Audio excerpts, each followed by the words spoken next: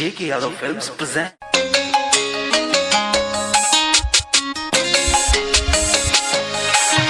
Hello.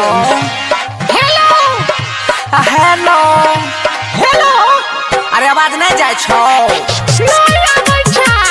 Hello hello अरे hello बोलियो ना हेलो काबरे भाई के लागे अरे हेलो बोलियो ना new Bhojpuri JK Yadav films presents presented by Albina Recording Studio Simrao hello hello hello गेमोगिया की भेलो हेलो हेलो हेलो गेमोगिया की भेलो हेलो हेलो गेमोगिया की भेलो हेलो हेलो हेलो गेमोगिया की भेलो आगे हाल समाचार तो ठीक ठाक छौ ने हेलो हेलो तनी फिर से बोलियो हाल समाचार ठीक ठाक छौ ने अबोई महीना के बाद है एगो किन लियो जियो के मोबाइल अबोई महीना के बाद JK Yadav Films.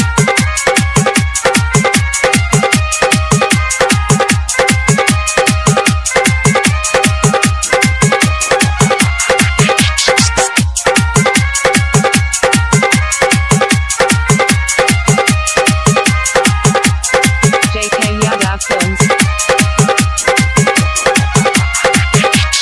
DJ Sumit Satish DJ Sumit Satish DJ Sumit Satish Rayman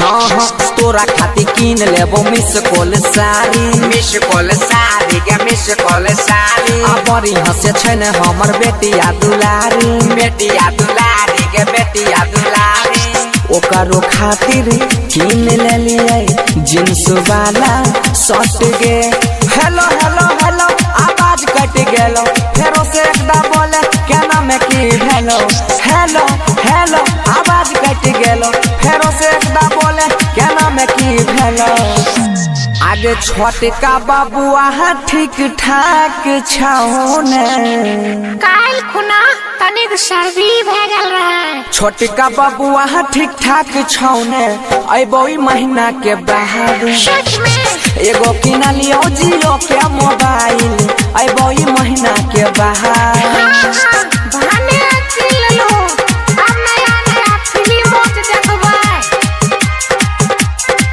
JK Yadav Films.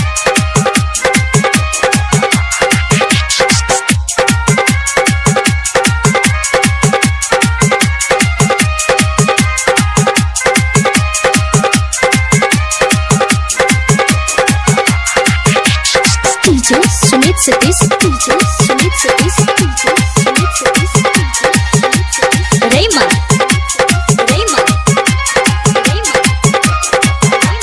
हाँ साबुन सरफ तेल लेबो गमकौआ के लेबो गमकौआ थकनी के मारे आई पिलियो एगो पौआ देसी के पौआ के इंग्लिश के पौआ अबरी छोराइली है पहुँची पायल सिकरी गे अब पशुपति सोनू आ जाया संग जेतो एक बोल बात करई है बंशीधर जखनिए तो आमन ध्यान से रहल करी है ठीके छै अपनो ध्यान रखियो मन ध्यान से रहल करी है अबोई महीना के बाद सच में ले लियो ये जियो के मोबाइल अबोई महीना के बाद presented by Albina Music JK Yadav Films.